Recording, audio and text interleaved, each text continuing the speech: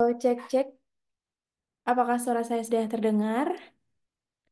Izin cek terlebih dahulu untuk teman-teman di sini yang sudah masuk. Apakah suara saya sudah terdengar? Oke, baik. Suara saya sudah terdengar ya, Bapak, Ibu, teman-teman semua.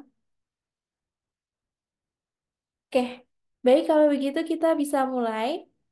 Assalamualaikum warahmatullahi wabarakatuh. Selamat malam seluruh peserta dari Zuminar Ahli Hama pada malam hari ini. Pada tanggal 4 Oktober 2024. Sudah lama sekali rasanya ya saya tidak berjumpa di Zuminar Ahli Hama. Mungkin di minggu-minggu sebelumnya untuk moderator bersama dengan Bapak Bayu gitu ya. Nah, untuk kali ini bersama dengan saya, Indah, yang akan menjadi moderator di Zuminar kali ini.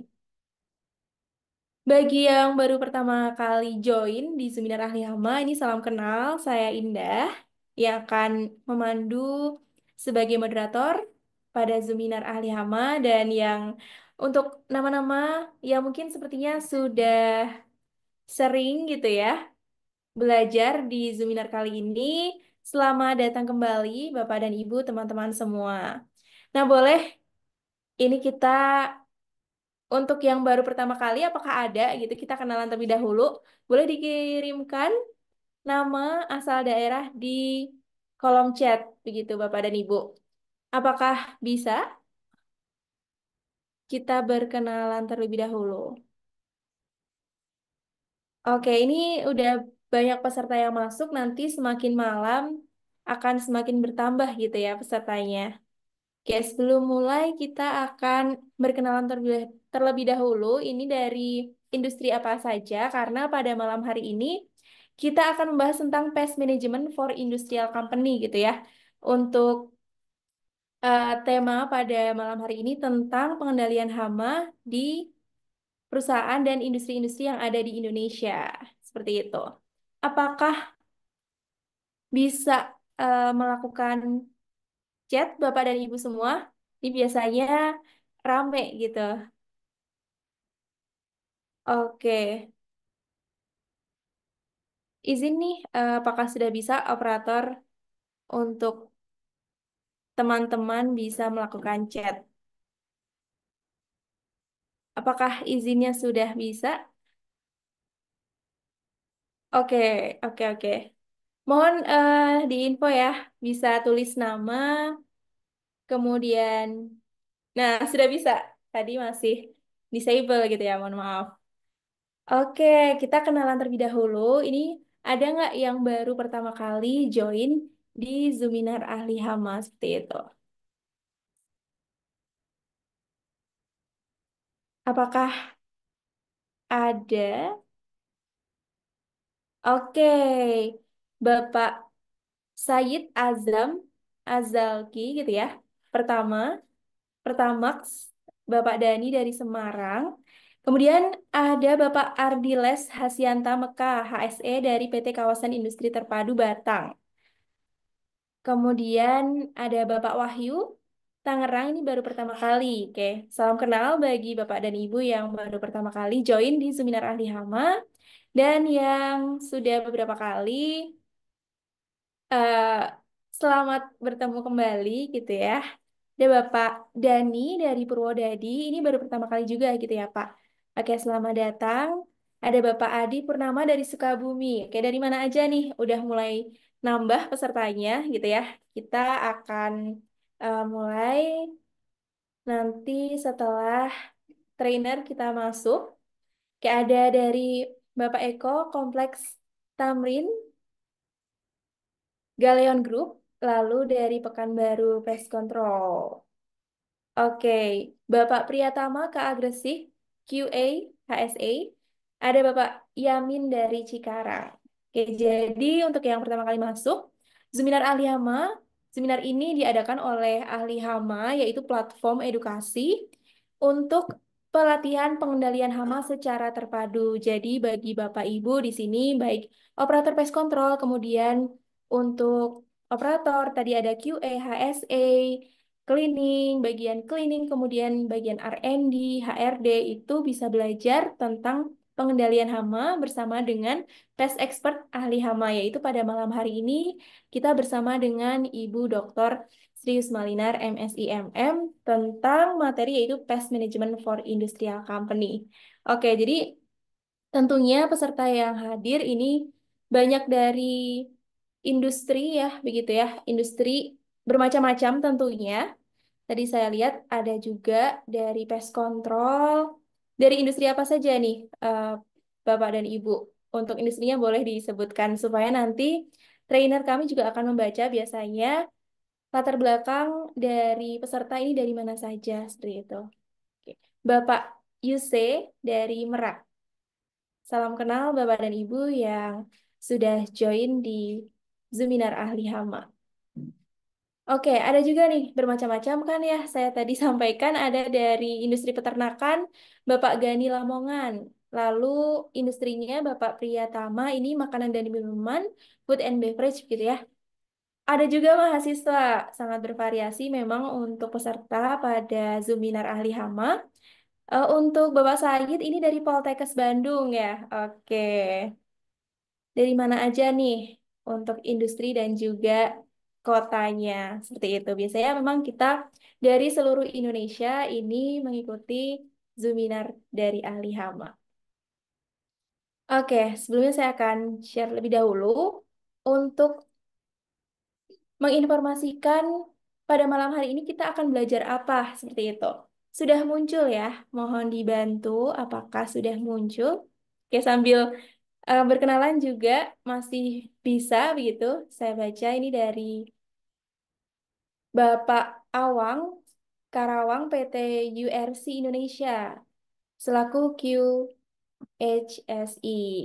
Kemudian HPI DPC Kota Palembang, Bapak Wahyu Industri Food and Processing PT So Good Food Manufacturing, Bapak Bambang dari PT Rana Zahra Tama. Oke, ada Ibu Eva dari Padang selaku akademisi. Oke, layar yang saya bagikan sudah muncul ya. Jadi pada malam hari ini kita akan belajar bersama ahlinya, PES Expert yaitu Ibu Dr. Srius Malinar, MSc MM, atau bisa kita sapa dengan Ibu Dr. Lin.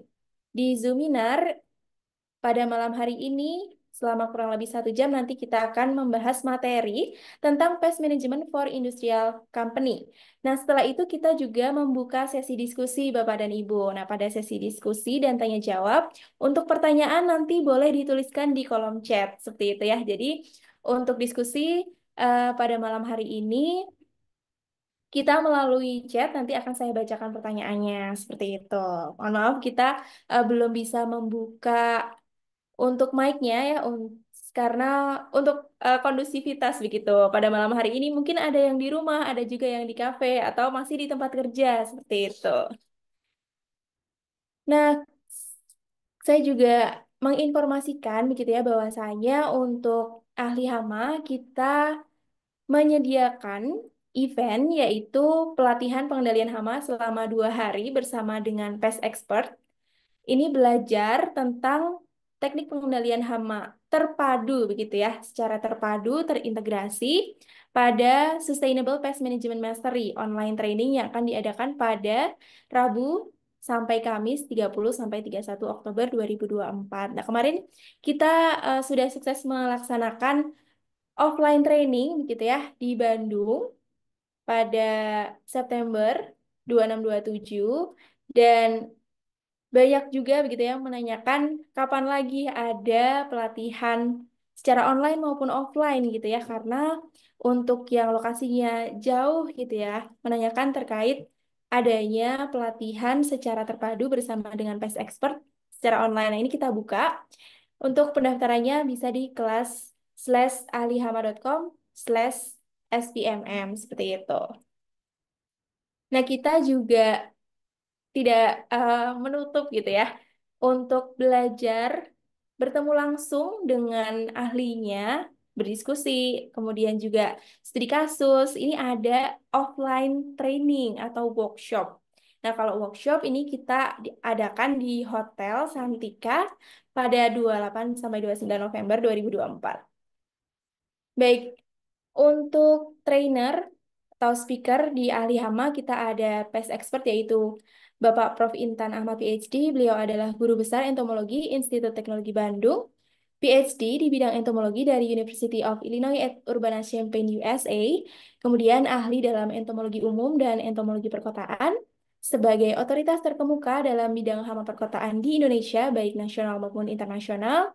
Beliau mengintegrasikan kecerdasan buatan ke dalam upaya pengelolaan hama, kemudian berpengalaman lebih dari 20 tahun sebagai trainer skala nasional dan juga internasional, berpengalaman bekerja di perusahaan pestisida multinasional corporate. Kemudian bersama dengan kita pada malam hari ini yaitu Ibu Dr. Srius Malinar, MSc MM atau bisa kita sapa dengan Dr. Lin. Beliau adalah lulusan doktor dari Institut Teknologi Bandung, peneliti hama dan pestisida di ITB, kemudian peneliti hama dan pestisida di IML Research, pelatih dan konsultan pengendalian hama di beberapa perusahaan sebagai pakar hama atau pest expert di ahli hama, pest expert di Pestdoc AI, dan sebagai dosen di beberapa universitas. Oke, baik kita sudah bersama dengan Ibu Dr. Lin pada malam hari ini. Tadi juga sudah menyapa seluruh peserta yang sudah hadir. Ini semakin malam, semakin bertambah jumlah pesertanya, seperti itu. Kita sudah bersama dengan Ibu Dr. Lin. Cek-cek terlebih dahulu, begitu ya. Apakah sudah bisa untuk open cam dan juga open mic, Ibu? Cek, cek suaranya sudah terdengar. Baik, sudah terdengar. Oke. Bagaimana kabarnya Ibu Dr. Lin? Alhamdulillah baik, Mbak Indah. Oke, baik. Eh, Tidak terasa setiap kali hari Jumat malam ya kita berbagi kepada Bapak Ibu di seluruh wilayah Indonesia untuk kita belajar bagaimana kita selalu bisa menghadapi hama yang selalu ada di sekitar kita ya, Mbak Indah. Betul. Jadi kita tiap Jumat ini mengadakan Zoominar gitu ya untuk bisa terus mengupdate kepada Bapak Ibu, teman-teman semua peserta dari Zoominar gitu, ahli hama. Dan pada malam hari ini tema yang akan dibahas adalah Pest Management for Industrial Company, begitu ya Ibu. Jadi Ya, betul, betul. untuk industri-industri yang ada di seluruh Indonesia tentunya itu tidak lepas dari permasalahan hama gitu. Jadi peserta-peserta yang ada di sini itu tadi ada berbagai macam latar belakang, kemudian juga Bapak Ibu di sini untuk jabatannya juga bermacam-macam gitu ya yang bertanggung jawab untuk pengendalian hama.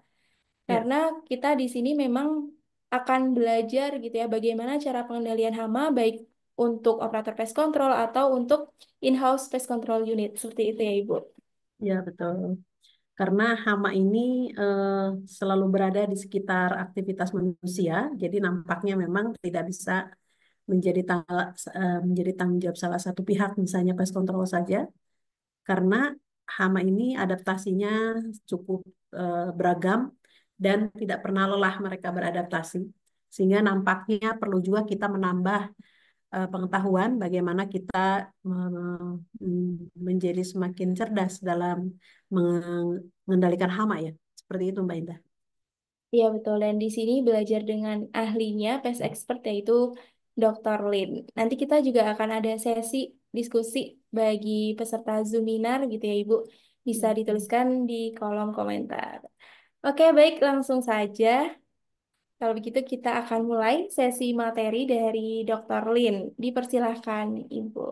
ya, terima kasih Bapak Ibu yang ada di seluruh wilayah Indonesia.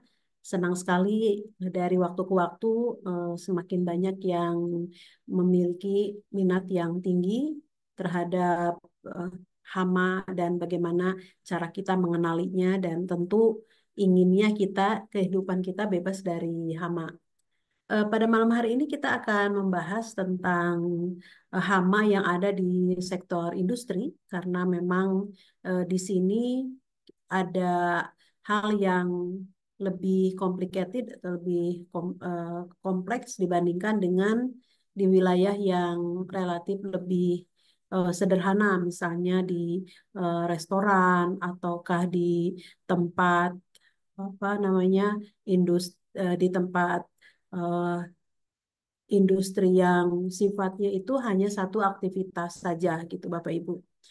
Nah, di manajemen industri ini, pest manajemen di industri perusahaan yang memang bisnisnya itu adalah merupakan mempunyai kawasan industri, tentu Bapak Ibu melihat bahwa banyak sekali aktivitas atau fungsi-fungsi ini saling berkaitan satu sama lain.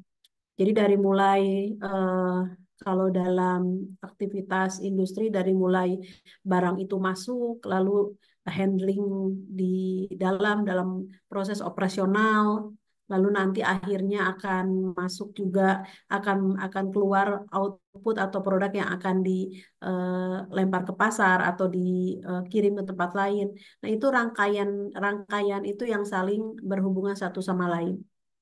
Jadi Bapak Ibu bisa bayangkan kalau yang tidak berada dalam pekerjaan di industri, tentu wilayah industri itu wilayah yang tersendiri, tetapi di dalamnya itu komplit kegiatannya.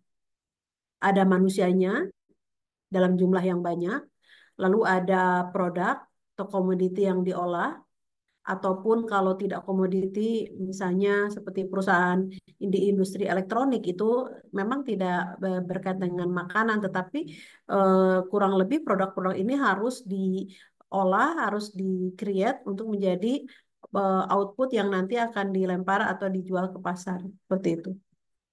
Nah, kita akan melihat Bapak Ibu di dalam ilustrasi gambar ini bahwa semua aktivitas yang ada di kawasan industri ini tidak lepas dari ancaman hama.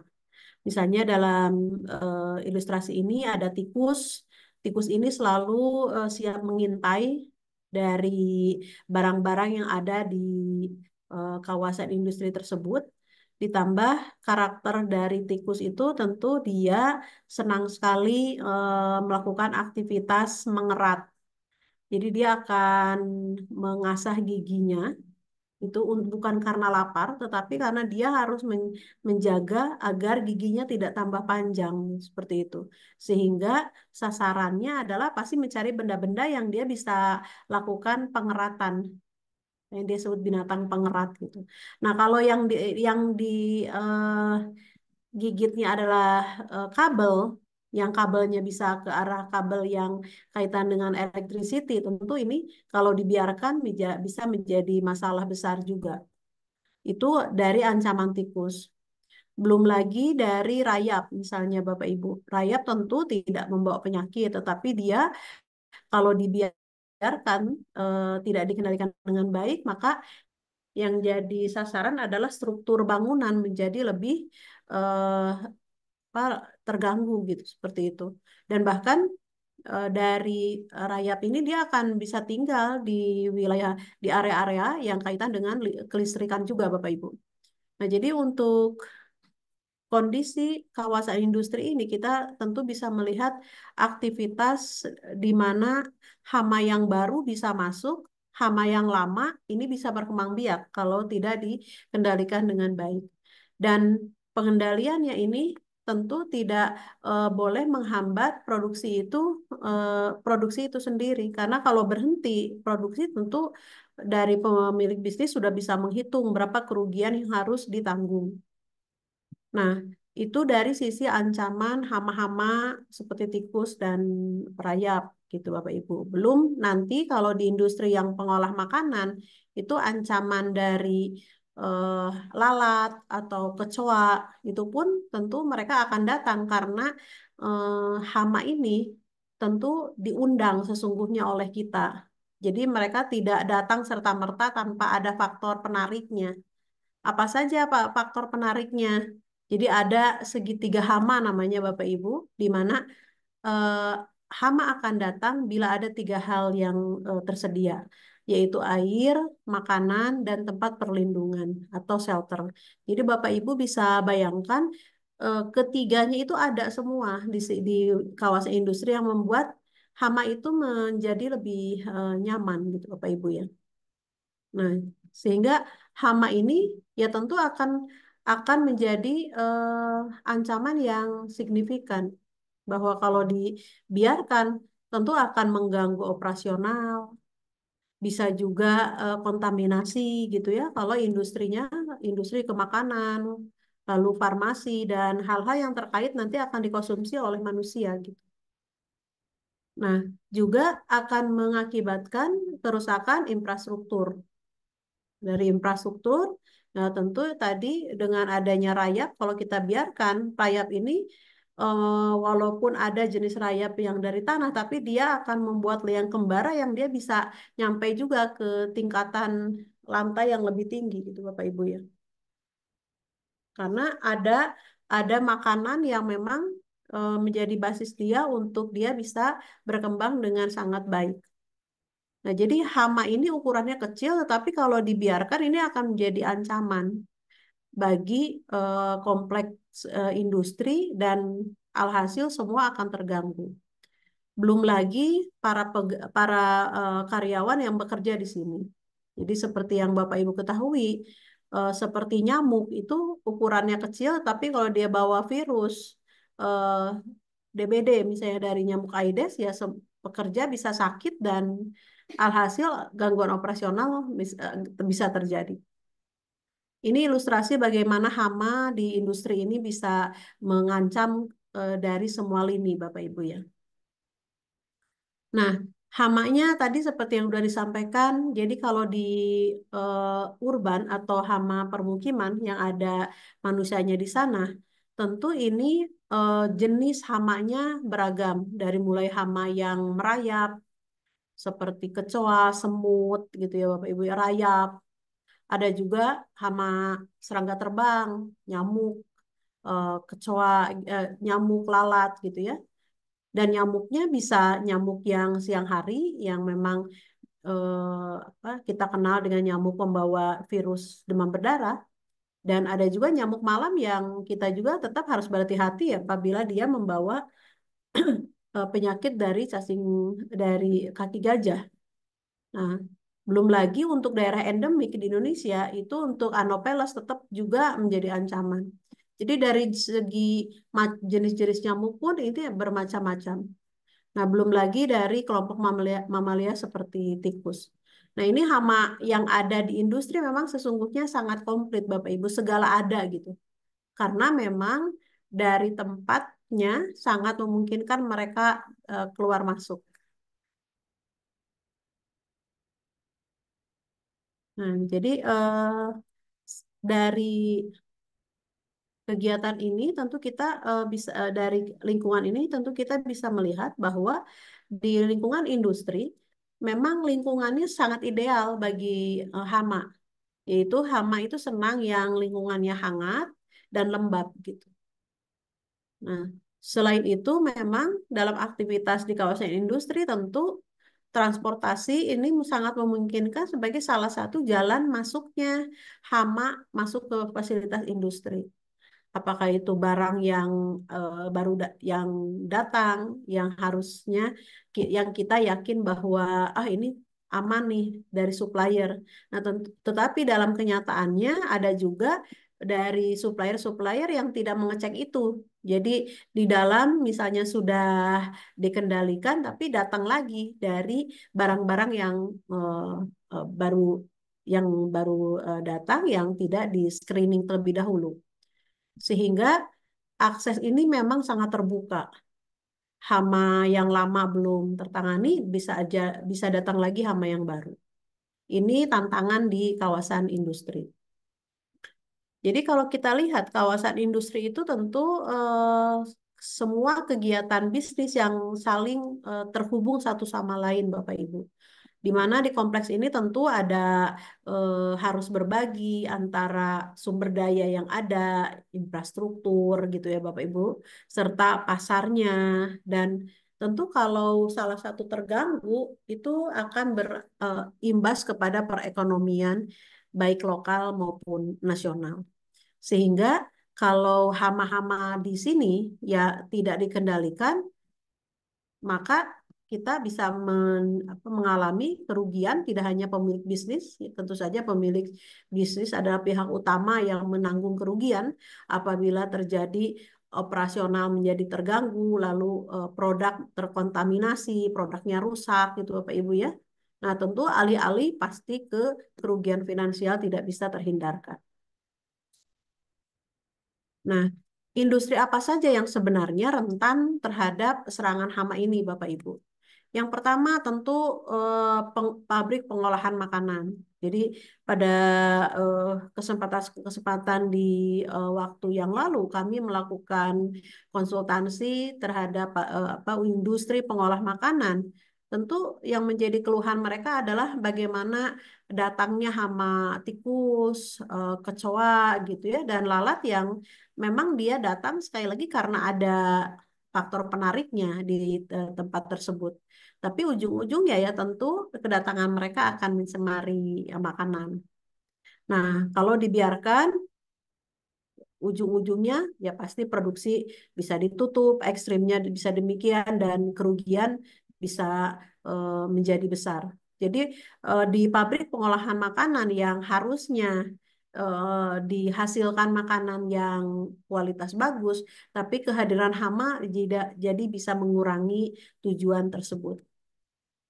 Yang kedua, industri fasilitas pengolahan pertanian.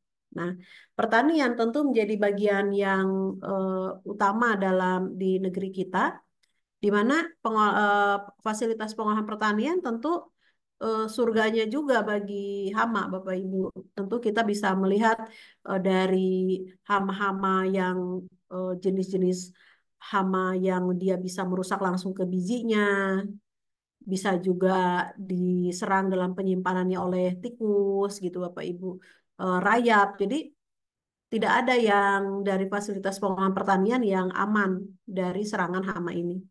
Jadi Bapak Ibu yang beraktivitas atau bekerja ataupun punya usaha di bidang pengolahan pertanian tentu tidak boleh lengah dengan keberadaan hama itu karena dia pasti tidak akan datang karena kita menyiapkan semua yang mereka suka.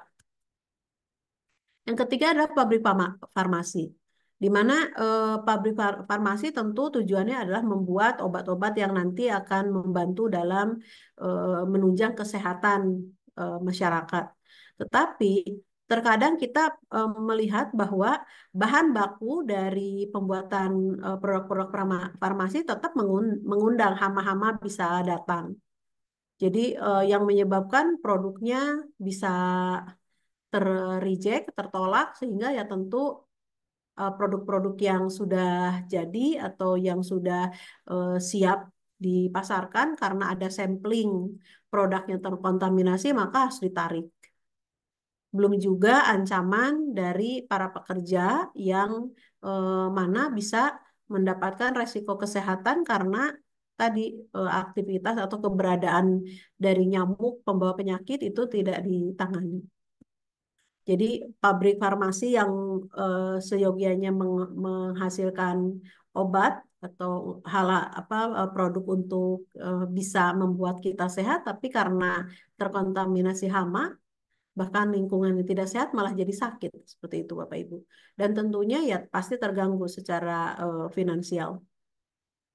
Selanjutnya bisnis gudang dan pusat distribusi. Nah ini sekali lagi hama sangat menyenangi tempat perlindungan atau tempat shelter di mana hama itu sesungguhnya tidak ada yang dia senang di tempat terbuka, selalu di tempat yang tersembunyi. Itu nature-nya hama. Sehingga dalam aktivitas dengan cleaning area itu berbeda. Kalau kotor kan kita kelihatan kotornya lalu dibersihkan lalu bersih. Kalau hama itu kita nampak mungkin tidak bisa melihat kecoa ada di mana. Nah, kalaupun kita lihat kecoanya jalan-jalan itu pertanda populasinya tinggi karena nature-nya kecoa itu dia istirahat di celahan dan retakan dari suatu benda. Jadi mereka nggak suka berkeliaran ke sana sini. Kalau kalaupun berkeliaran artinya makanan di tempat dia sudah berkurang terpaksa dia keluar.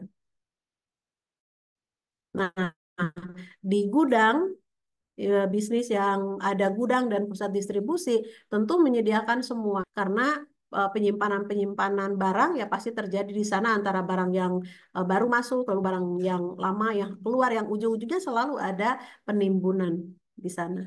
Dan tentu ini menjadi daya tarik untuk tikus, berbagai macam serangga dan rayap bisa merusak barang. Nah, apalagi kalau gudangnya itu makanan, tekstil, itu Bapak Ibu ya, atau bahan-bahan yang terbuat dari kayu. Karena rayap memang nature-nya akan mencari selulosa dalam berbagai bentuk gitu. Jadi kita bisa melihat rayap bisa merusak uang gitu. Padahal kan uang itu posisinya sudah dalam bentuk kertas gitu.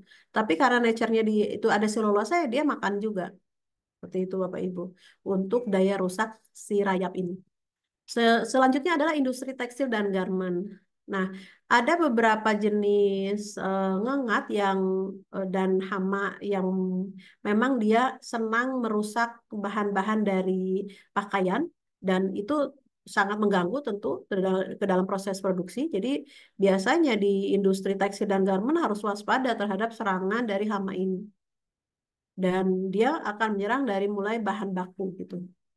Nah, untuk rayap, sekali lagi, dia akan selalu berada di eh, fasilitas yang ada unsur kayunya, sehingga dia akan siap-siap em, secara perlahan memang daya rusaknya, tapi dia akan pasti merusak itu. Nah, untuk rayap, Bapak Ibu tentu kita bisa melihat bukan rayap mendatangi kita sesungguhnya, tetapi kita manusia itu yang memang berada membangun di tempat yang ada rayap sebelumnya. Nah, selanjutnya adalah fasilitas manufaktur. Ini pun sama, Bapak Ibu. Kita bisa melihat produk-produk bisa rusak dengan serangan-serangan dari hama itu tadi. Bahkan industri otomotif yang tidak ada unsur makanan, tetapi hama bisa tadi merusak kabel. Tadi ya dengan karakter si tikus itu akan mengerat ya dia akan senang memakan makan kabel itu adalah untuk mengasah sekali lagi giginya supaya dia tetap bisa survive. Karena kalau dia tidak menggigit, tidak mengerat itu eh, akan panjang giginya dan mengganggu aktivitas kehidupan dia gitu. Nah, jadi dalam industri otomotif tentu hama, apakah tikus atau burung ini kalau kalau areanya area industri berada di dekat alam sekitar yang ke tempat yang lebih dekat dengan alam gitu Bapak Ibu. Dan tentu dari rayap sekali lagi memang ini menjadi hal yang perlu diwaspadai karena kalau dilihat dari peta gangguan rayap dari yang pernah kami teliti itu Indonesia itu sekali lagi negara yang sangat nyaman, sangat cocok bagi perkembangan rayap itu dan jenisnya sangat banyak. Sehingga rayap ini menjadi hal yang perlu ditangani dengan baik karena mereka itu eh, bekerja sangat kokoh dengan koloninya dan mereka sangat bisa tahan dalam kondisi kondisi yang sulit gitu. Artinya dalam arti sangat kering dia masih bisa hidup gitu. Seperti itu dari karakter rayap itu sendiri. Lalu industri teknologi pun sama demikian Bapak Ibu. Jadi untuk Bapak Ibu yang bekerja di industri elektronik, ya tentu walaupun tidak ada makanan dan air, tapi mereka juga bisa dirusak oleh hama-hama tadi. Pabrik kimia dan kilang oil dan gas. Jadi kami pun banyak mendapatkan pengalaman dalam memberikan konsultansi bagaimana penanganan dari pengendalian hama di area kilang minyak atau oil dan gas. Kenapa? Karena di situ para pekerja hidup selama sekian bulan harus memproduksi dan aktivitasnya ya hidup di sana, bekerja di sana, tentu akan ada beberapa aktivitas yang bisa mengundang hama itu datang. Sehingga di kawasan ini semua sekali lagi hama itu berdatangan karena sangat memungkinkan mereka bisa survive. Nah, lalu pusat daur ulang. Nah, untuk limbah-limbah misalnya di peternakan, tentu limbah-limbah dari kotoran hewan ini kalau jumlahnya sedikit mungkin belum bermakna, tapi kalau sudah jumlahnya banyak, ini pusat daur ulang limbahnya itu tentu akan mengundang lalat mau datang gitu. Kecoa demikian gitu Bapak Ibu. Sehingga bahkan lalat di tempat lain bisa datang juga ke ke tempat daur ulang ini. Karena memang untuk lalat ini karakternya dia senang di tempat-tempat yang bau busuk gitu. Untuk mereka bisa berkembang biak dengan sangat baik. Nah, kalau di sektor bisnis peternakan, hama utama yaitu hama lalat yang bisa membuat si lalat itu, si hewan itu menjadi stres dan produktivitas dari ternak bisa menurun. Belum juga gangguan tadi dari hama lainnya, ya, tikus, kecoa, rayap, itu juga akan mengganggu dari eh, aktivitas bisnis pusat daur ulang ini. Nah, eh, ada catatan yang perlu selalu kami sampaikan gitu bahwa di sektor industri tentu jumlah SDM yang bekerja pasti lebih banyak karena harus mencapai suatu target tertentu sehingga jumlah SDM-nya menjadi lebih banyak dari sektor bisnis yang lain. Nah, ini juga bisa membuat suatu kondisi di mana nyamuk bisa berkembang biak dengan baik, ditunjang dari berbagai kondisi lingkungan yang memungkinkan adanya standing water, air-air yang tergenang dari aktivitas apakah dari industri bisnis itu sendiri, lalu dari mungkin sanitasi eh, tidak dilakukan dengan ketat, sehingga kalau ada standing water itu nyamuk akan sangat senang karena ada fase di mana menyimpan telurnya itu harus di air. Dan dia harus berkembang sampai jadi larva itu harus butuh air. Jadi walaupun airnya sedikit, apakah airnya ada di pot-pot atau ada di ban-ban bekas, itu sudah sangat cukup bagi nyamuk larva ini bisa berkembang dengan baik. Dan alhasil ya tentu kalau nyamuknya tidak bawa penyakit, tidak bawa virus, mungkin tidak jadi masalah, hanya terganggu saja dari suara bisingnya atau gigitannya. Tapi kalau nyamuk itu membawa eh, virus atau patogen patogen penyebab penyakit, ya tentu akan bisa membuat kesehatan pekerja jadi terancam. Untuk nyamuk Aedes, penyebab penyakit demam berdarah, dia punya behavior di mana dia tidak akan kenyang mengambil darah di satu orang. Jadi dia akan mengambil darah dari satu orang ke orang lain dan celakanya kalau dia ambil darah yang mengandung virus dengue, dia akan tularkan ke eh, orang yang berikutnya untuk dia apa namanya mengambil apa darah itu dan virus jadi tersebar. Makanya biasanya kalau di kawasan sektor industri karena aktivitas manusianya banyak dan jumlahnya banyak, kalau ada yang sudah terkena DB, sebentar kemudian pasti akan ada juga yang terkena. Berbeda dengan kutu busuk, Bapak Ibu. Kalau kutu busuk, dia akan kenyang di satu inang, satu orang gitu. Tetapi kalau nyamuk dia akan kenyang, dia tidak kenyang di satu orang dan ngambil darahnya sedikit-sedikit, yaitu akibatnya akan cepat tersebar virus atau patogen penyebab penyakitnya.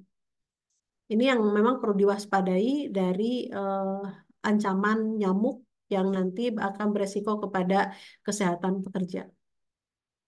Nah, bagaimana kita mencegah investasi hama di kompleks industri, Bapak Ibu?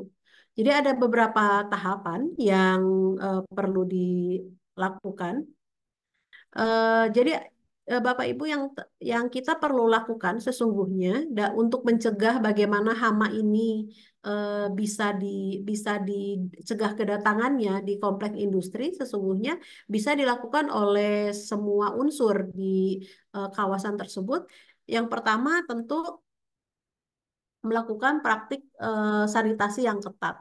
Karena dengan sanitasi ini tentu kita akan bisa memotong siklus di mana kalau ada perkembangan nyamuk dari telur ke larva di air, maka kalau airnya dibersihkan maka akan terputus.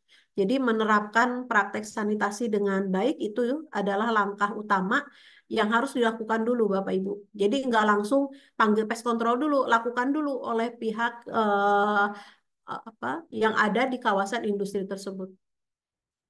Dan yang kedua adalah yang bisa kita lakukan oleh organ atau orang yang ada atau karyawan yang ada di industri tersebut adalah melakukan step inspeksi barang yang masuk. Seperti yang tadi saya sampaikan di awal bahwa mungkin hama di dalam sudah terkendali. Tetapi kita tidak bisa mencegah hama datang dari barang yang baru datang. Maka langkah kita bisa memutus, kita bisa lakukan inspeksi barang yang masuk dengan lakukan sampling. Jadi kalau misalnya sudah ada indikasi hama, maka harus dikarantina terlebih dahulu sebelum masuk ke area dalam. Jadi yang kedua adalah pemeriksaan. Nah, ini bisa dilakukan oleh siapa? Tidak harus oleh pest control karena pest control akan membantu pada saat masalah sudah eh, tinggi, artinya populasi sudah tinggi. Tetapi kalau yang sederhana sesungguhnya bisa dilakukan oleh pemilik bisnis dan para karyawan. Nah, inspeksi barang ini tentu bisa dilakukan dengan sistem yang lebih ketat. Lalu berikutnya adalah menutup titik masuk. Jadi memang hama ini dia akan mencari bagaimana caranya dia bisa bergerak dari luar ke dalam atau dalam keluar, tentu dengan akses masuk. Nah, apa yang dilakukan? Ya tentu kita harus lakukan penutupan titik-titik masuk. Hama itu bisa bergerak dari satu tempat ke tempat lain.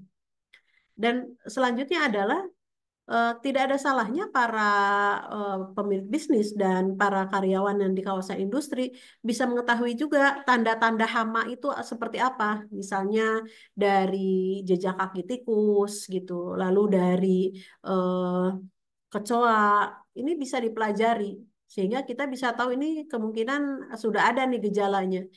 Karena mereka selalu kasih signal, jadi tidak mungkin tiba-tiba datang. Selalu ada tandanya. Seperti itu. Nah, kalau populasi, sekali lagi, bila populasi hamanya dalam derajat yang tinggi, maka Bapak Ibu dari kawasan industri tentu akan panggil yang profesional, pengendali profesional. Tetapi alangkah lebih baiknya dari di kawasan industri sesungguhnya bisa memiliki tim untuk unit pengendalian internal. Kenapa? Karena unit pengendalian internal yang ada di kawasan industri bisa melakukan dulu step-step yang tadi yang kita lakukan di level pencegahan, praktek sanitasi kan tidak mungkin pest control melakukan sanitasi karena beda job desk-nya. Inspeksi barang masuk ini tidak dilakukan oleh pest control tetapi bisa dilakukan oleh unit pengendali internal karena sudah mengetahui bagaimana tanda-tanda dari hama dan jenis-jenisnya, menutup titik masuk gitu seperti itu sehingga pencegahan itu sesungguhnya bisa dilakukan oleh pihak yang ada di kawasan industri yang kita bisa membentuk tim pengendali hama internal. Nah, sehingga bila kita menerapkan tahapan ini, paling tidak bisnis bisa mencegah kedatangan hama yang banyak di sini.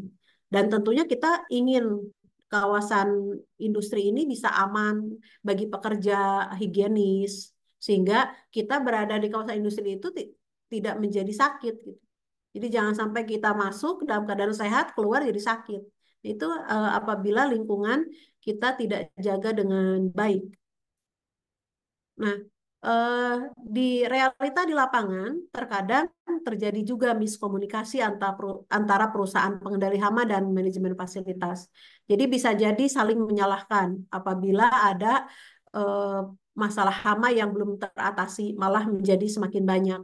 Karena memang kita mengenal istilah resistensi atau eh, fenomena di mana hama itu semakin kuat atau semakin kebal apabila diberikan pestisida terus-menerus. Nah, jadi terkadang ada juga eh, kurang pahaman tentang konsep ini karena dipikirnya dengan banyak pengendalian memakai pestisida, hama ini menjadi semakin turun, tetapi sebenarnya hama yang resisten justru akan semakin kuat dan dia akan memperbanyak keturunannya. Dan repotnya di Indonesia itu hampir 80% pestisida itu tidak banyak pilihan. Walaupun mereknya banyak, tetapi isinya bahan aktifnya dari satu golongan piret dari satu golongan saja yaitu piretroid, di mana memang di golongan pestisida ini ramah lingkungan, tetapi yang kita perlu menghadapi ancaman resistensi atau kekebalan karena serangga atau hama yang resisten sudah bisa mengenali bagaimana cara melakukan detoksifikasi. Nah, kembali kepada miskomunikasi ini, kita memang memerlukan kolaborasi yang efektif antara siapa? Antara tim manajemen fasilitas dan perusahaan pengendali hama kalau kita ambil yang profesional, karena tentu harus saling bekerja sama. Maka selalu kami gaungkan bagaimana para pemilik bisnis perlu kiranya mempunyai tim pengendali hama internal karena harus bekerja sama, mengingat karyawan di suatu bisnis industri kan ada di situ setiap hari, hidupnya ada di situ. Kalau pest control mereka akan diundang, itu tentu ada waktu-waktu tertentu. Sehingga kalau ada kolaborasi dengan dalam pengelolaan hama itu akan menjadi lebih cepat, lebih efektif pengendalian. Dan selanjutnya untuk proses ke keberjalanan ini tentu kita bisa melihat bahwa ada masalah yang terjadi, biasanya yang kita bisa saling menyalahkan gitu. Misalnya di satu sisi dari manajemen fasilitas sudah menyerahkan urusan hama adalah urusan perusahaan pengendali hama. Tetapi sesungguhnya ada bagian-bagian yang tidak semuanya bisa dilakukan oleh perusahaan pest control seperti tadi sanitasi, menutup titik aksesnya hama. Itu adalah bagian tanggung jawab dari eh, manajemen fasilitas dari kawasan industri tersebut dan kekurang beranian, kekurang percayaan diri dari para perusahaan pengendali hama untuk menjelaskan. Nah, ini juga menjadi hal yang tentu harus terus bisa dipecahkan dengan menambah terus pengetahuan dari hama dan karakteristiknya. Nah, sehingga sekali lagi, apabila suatu bisnis dari kompleks industri ini memiliki unit pengendali hama internal atau yang kita kenal dengan in-house pest control, ini tentu akan bisa saling berkomunikasi, bisa saling berkoordinasi, sehingga pencegahan itu tetap lebih baik daripada kita akan reaktif atau akan bergerak manakala hama sudah tinggi. Karena kalau hama sudah tinggi, maka tadi banyak resiko yang diambil, apakah itu kontaminasi produk, lingkungan menjadi tidak sehat, pekerja menjadi sakit. Terlalu terlalu banyak pengorbanan yang harus ditebus apabila posisinya hama sudah tinggi. Tetapi kalau kita, kalau kawasan industri sudah punya tim pengendali hama internal atau in-house pest control, itu justru menjadi aset yang sangat berharga karena akan memantau dari sisi pencegahan dan monitoring, pemantauan. Sehingga pada saat pest control itu bekerja dengan waktu tertentu, itu bisa dikomunikasikan apabila ada hal yang memang memerlukan teknologi tinggi dalam hal ini. Tetapi bila kasus hamanya masih lebih simpel, itu tentu bisa dilakukan oleh in-house pest control yang ada di lingkungan bisnis tersebut. Nah, apa keuntungannya Bapak Ibu kalau kita bentuk di bisnis Bapak Ibu di kawasan industri ini ada unit pengendali hama internal. Nah, tentu pertama akan pas respon cepat. Jadi kalau ada tanda-tanda hama langsung bergerak harus diapakan. Kalau tidak mungkin kita ada hama langsung panggil dulu pest control, akan berapa lama waktu yang harus ditebus dan tentu ada biaya yang lebih besar. Tapi kalau sudah ada unit pengendali hama internal, bisa dilakukan dulu respon apa saja yang harus bisa dilakukan eh, pola-pola pengendalian. Yang pertama responnya cepat. Jadi tindakannya langsung saat itu, hamanya bisa saat hamanya ini muncul. Jadi misalnya kita tidak mungkin lihat, oh hama ada kecoa jalan-jalan terus kita langsung panggil, tidak bergerak dan langsung panggil pest control kan rasanya tidak efektif. Tapi kalau sudah punya tim internal, itu bisa lakukan respon saat itu juga. Jadi responnya cepat. Lalu yang kedua adalah keuntungannya bila eh, pemilik bisnis di kawasan industri memiliki tim unit pengendalian hama internal, tentu pengetahuan fasilitas lebih terkuasai di mana area-area yang tata letaknya rawan dengan hama gitu, lebih familiar terhadap seluk-beluk lokasi yang ada di tempat bisnis tersebut. Tentu dengan pest control profesional, ya tentu harus bertanya dulu mana dan ada bagian-bagian yang tidak bisa diakses. Tetapi kalau unit internal kan bisa karena memang di situ tempat kerjanya. Jadi pengetahuan fasilitasnya lebih dalam. Lalu apa keuntungan ketiga adalah melakukan surveillance proaktif. Jadi dipantau terus menerus sehingga kita bisa mencegah investasi hama yang besar karena kita terus melakukan surveillance ini tanpa harus ada kasus dulu baru bergerak gitu. Itu keuntungan bila bila dibentuk unit pengendali hama internal.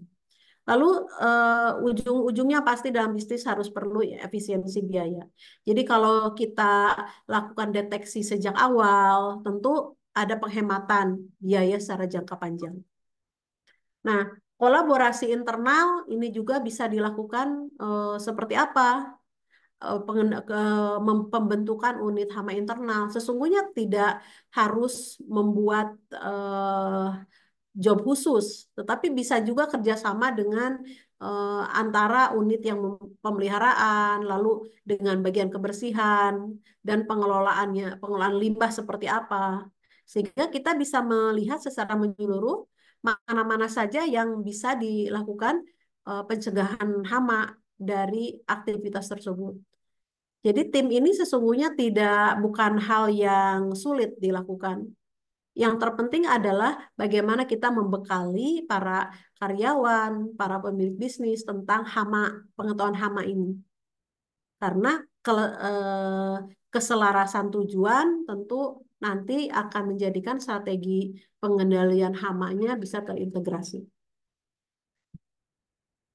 Nah, selanjutnya ada istilah model hybrid.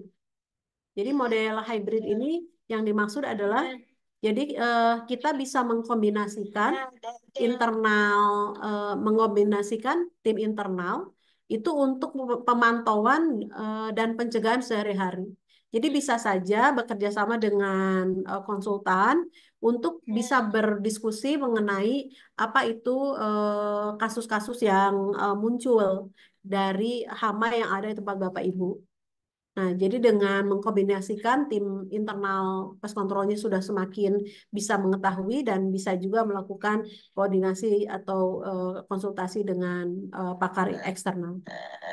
Sehingga pendekatan ini memungkinkan memungkinkan pengelola pengelolaan kawasan ini bisa berkelanjutan. Sehingga kita bisa melihat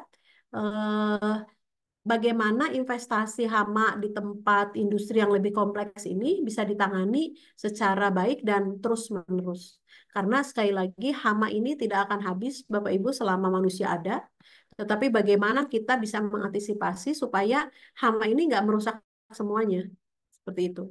Dan tentu kita tidak mau di seperti negara Perancis yang masyarakatnya diminta berdamai dengan tikus. Jadi harus hidup bersama dengan tikus. Rasanya di bisnis itu sangat tidak mungkin karena terlalu banyak resiko yang harus diambil. Nah, ini ada success story Bapak Ibu studi kasus di di Amerika bahwa mereka juga ada fasilitas industri yang besar. Mereka menerapkan ini di industri yang besar di area yang luas menerapkan unit pengendali hama internal. Nah, dengan unit pengendali hama internal ini bisa mengurangi insiden terkait hama itu sampai 30% di tahun pertama. Sehingga bisa menghemat yang namanya biaya manajemen hama tahunan sampai 20%. Sehingga bisa kebutuhan akan intervensi yang eksternal itu menjadi lebih menurun. Karena di industri besar ini tentu banyak batasan-batasan pengendalian hama itu tidak bisa serta-merta penggunaan pestisida menjadi hal yang utama. Nah, bila unit pengendali hama internal bisa melakukan dari awal, maka penggunaan pestisida bisa lebih ditekan karena fungsi-fungsinya sudah dilakukan pencegahannya dengan sangat baik. Nah, ini di Amerika Bapak Ibu yang memang mereka mempunyai unit ini sehingga mereka bisa mengurangi biaya-biaya manajemen hama dan biaya-biaya operasional yang terjadi. Nah, sehingga hasil-hasil ini kita bisa melihat ada teknik-teknik yang bisa dilakukan di satu tempat, nanti dicobakan juga di tempat yang lain. Yang terpenting adalah ada recording, ada pencatatan. Dan kita pun bisa mengurangi ketergantungan kepada pestisida, lalu mencari mana pengendalian yang lebih aman. Karena sekali lagi ada efek-efek yang besar apabila penggunaan pestisida ini terus-menerus dan dalam jumlah yang tidak sesuai dengan porsinya. Nah, jadi kalau kita lihat mungkin di awal kita harus ekstra dulu membentuk tim ini, tapi lama-kelamaan eh, tim pengendali pest control internal ini sudah terbangun, ini efeknya adalah kepada jangka panjang. Sehingga secara jangka panjang mereka akan bisa membuat proses bisnis ini bisa berjalan dengan baik. Sehingga regulasi bisa dipatuhi dan kawasan industri ini bisa memberikan manfaat yang diharapkan, memberikan outcomes atau produk-produk yang terbaik yang memang tidak membuat masyarakat menjadi sakit atau mendapatkan produk-produk yang rusak. Nah, bagaimana kita bisa membekali para tim pengendali internal ataupun tim yang eksternal dari profesional pest control? Tentu sekali lagi knowledge atau pengetahuan ini tidak pernah berhenti kita bisa lakukan. Jadi training dan implementasi ini bisa dilakukan terus-menerus secara berkelanjutan oleh tim in-house pest control di lingkungan tempat Bapak Ibu bisnis. Pertama, lakukan yang sederhana, mulai dari membuat tim yang kecil, yang terlatih, yang bisa dibekali dengan pengetahuan dulu bagaimana hama ini karakternya seperti apa. Sehingga tim kecil ini yang sebetulnya mengambil dari mana? Bisa saja dari tim yang selama ini menangani maintenance di wilayah tersebut, di fasilitas tersebut.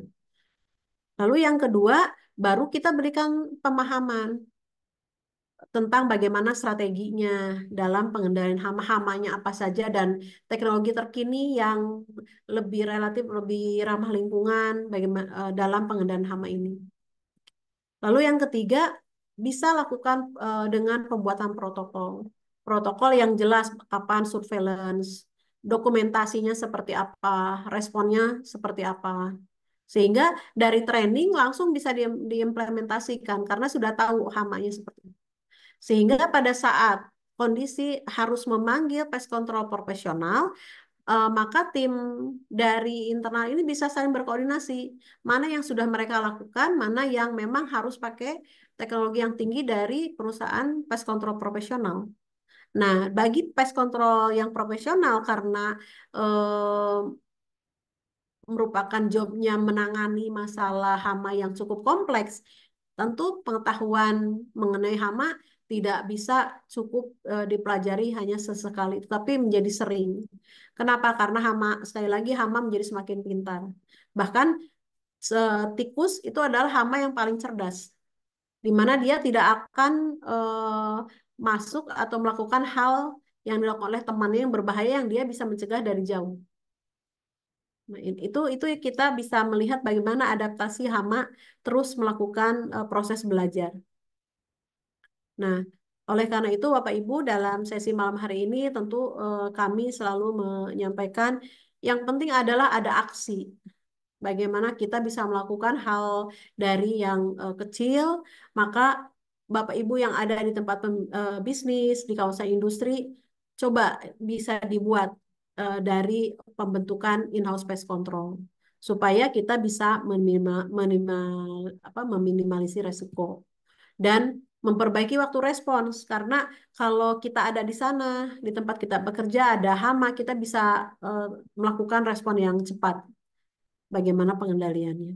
Dan tentu ada penghematan biaya apabila tim internal sudah bisa mengetahui bagaimana menangani hama ini dan melindungi fasilitas dan menjamin lingkungan yang bebas hama ini menjadi hal yang penting karena separuh kehidupan kita ada di tempat kerja juga yang sebagai tempat kita untuk mencari nafkah dan juga meningkatkan finansial dari setiap keluarga-keluarga yang tentunya berharap kita bisa selalu sehat berada di lingkungan kerja. Nah, mungkin Bapak Ibu seperti itu dulu prolog yang bisa kami sampaikan. Tentu detailnya kami mempunyai kurikulum yang cukup lengkap yang tentu bisa dipelajari di program-program yang kami berikan di Ahli Hama. Demikian dulu mungkin Ibu Indah untuk prolog materi kita di malam hari ini. Tentu nanti kita bisa eh, berkembang pada sesi tanya jawab. Terima kasih.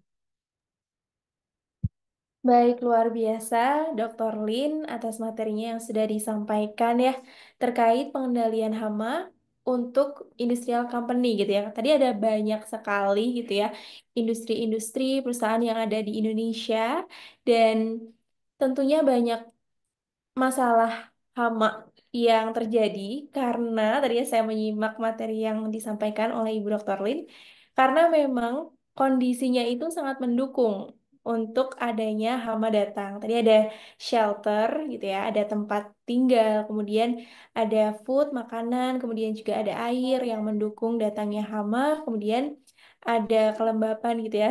Kemudian ada tadi banyak sekali gitu insight yang didapatkan dari materi yang sudah disampaikan. Nah, kita membuka sesi diskusi ya Ibu setelah materi tadi. Ya, Ditulis di kolom chat untuk admin boleh dibuka untuk kolom chatnya. Jadi peserta, Bapak Ibu teman-teman semua bisa menuliskan di kolom chat. Nanti boleh dibantu untuk formatnya nama, kemudian industri dan juga pertanyaan supaya nanti jawaban dari pertanyaannya bisa relevan gitu dengan industri Bapak Ibu teman-teman semua. Sudah dibuka ya admin untuk kolom chatnya. Jadi teman-teman bisa menuliskan pertanyaan dan nanti akan saya bacakan. Kemudian dari Dr. Lin akan menjawab pertanyaannya. Nah, sambil menunggu untuk teman-teman menuliskan pertanyaan di kolom chat, kita ngobrol dulu mungkin ya Ibu untuk terkait event yang akan diadakan oleh Ali Hama. Tadi di awal sempat saya sampaikan juga bahwa untuk menunjang begitu ya pengembangan knowledge dan juga skill dari peserta Bapak Ibu semua. Ini kita akan mengadakan event Sustainable Pest Management Mastery atau SPMM yang akan diadakan di bulan ini tanggal 30 sampai 31 Oktober.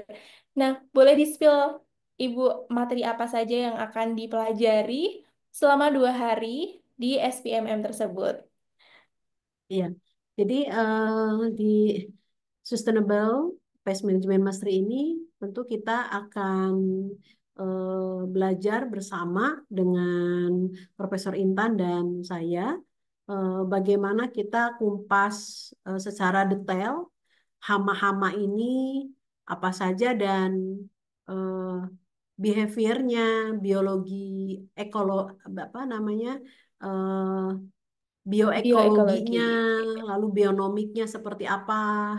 Karena kita tidak mungkin bisa mengendalikan kalau nggak kenal. Jadi harus kenal dulu yang mana yang termasuk hama yang aktivitasnya nokturnal malam hari, mana yang diurnal siang hari. Jadi jangan sampai salah hamanya dia malam, tapi pengendaliannya siang. Jadi nggak tepat sasaran.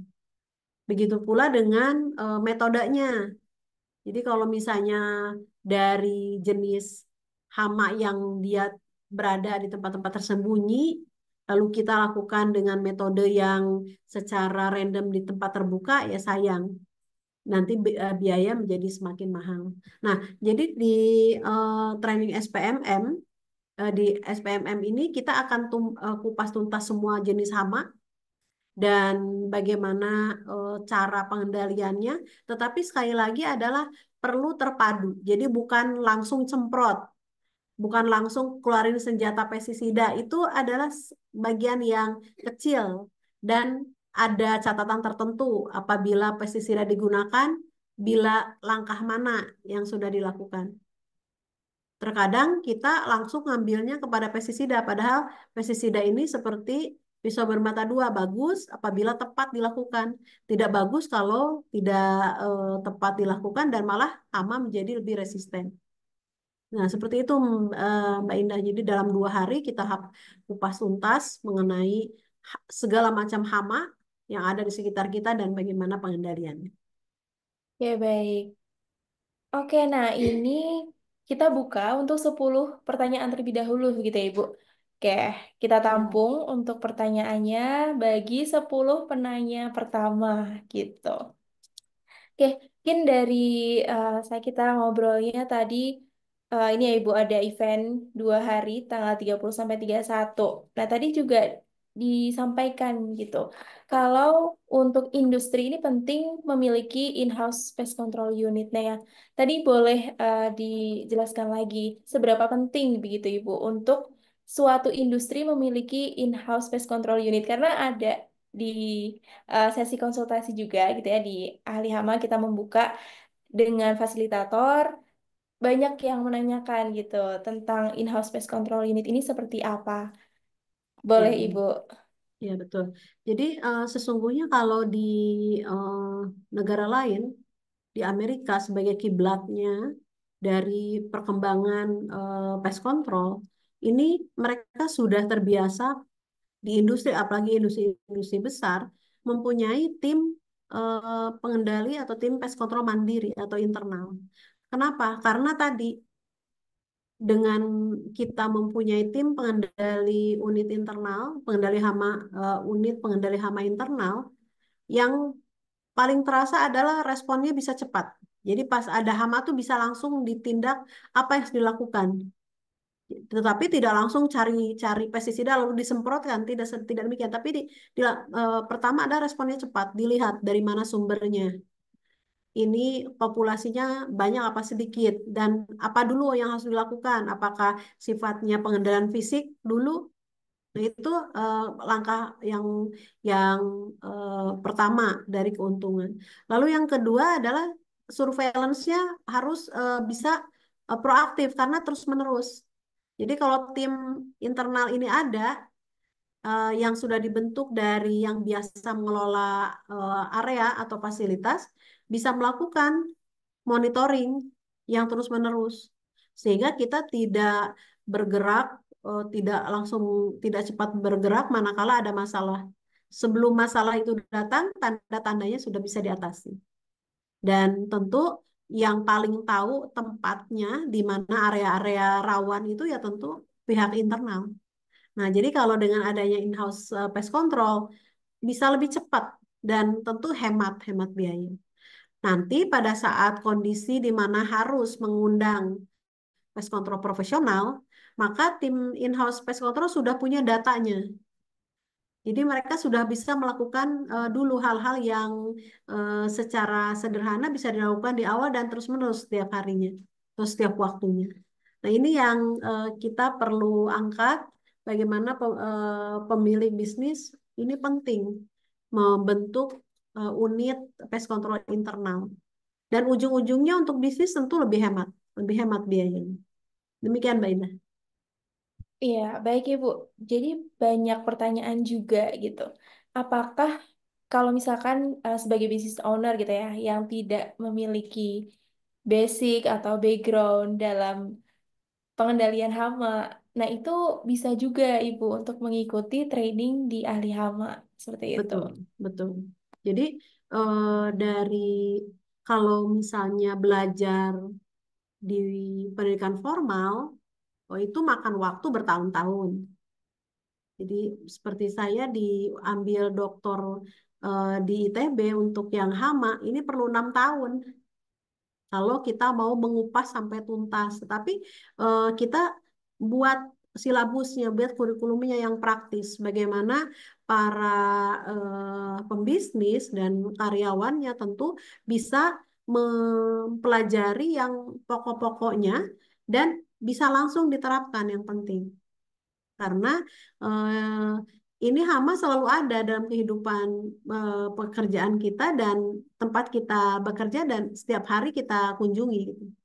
Jadi tentu tidak perlu khawatir manakala memang, waduh, belum pernah nih menghandle atau mempelajari ini. Nah, kami buat kurikulumnya mudah dipelajari, mudah dipahami, dan tentu bisa dilaksanakan. Dan seperti demikian, Mbak Indah. Oke, baik. Jadi materinya ini sangat lengkap gitu ya, Ibu. Walaupun baru belajar dari nol gitu. Ya, Nanti betul. bisa dapat output yang sangat bermanfaat tadi ya untuk investasi jangka panjang.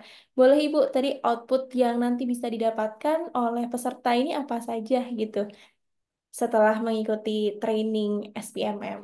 Ya, jadi tentu yang pertama outputnya adalah pengetahuan mengenai jenis-jenis hama, lalu tanda-tandanya seperti apa, lalu bagaimana cara pencegahan yang tentu bisa dilakukan itu di awal dengan timnya lebih baik dan strateginya juga lebih terarah karena sudah mengetahui karena sudah mempunyai pengetahuan sebelumnya, jadi tidak model coba-coba gitu serta pemahaman mengenai pestisida juga diajarkan bahwa orang mungkin mendengar pestisida tuh berbahaya.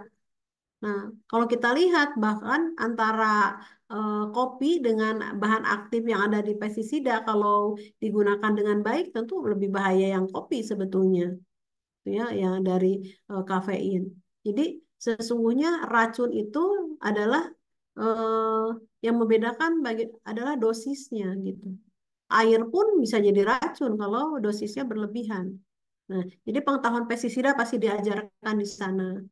Nah, jadi untuk Bapak Ibu yang berada di eh, tempat bisnis yang di kawasan yang banyak aktivitas manusia di sana dan melakukan produksi, tentu bisa mempunyai pengetahuan tentang hal ini, tentang hama dan bagaimana pengendaliannya.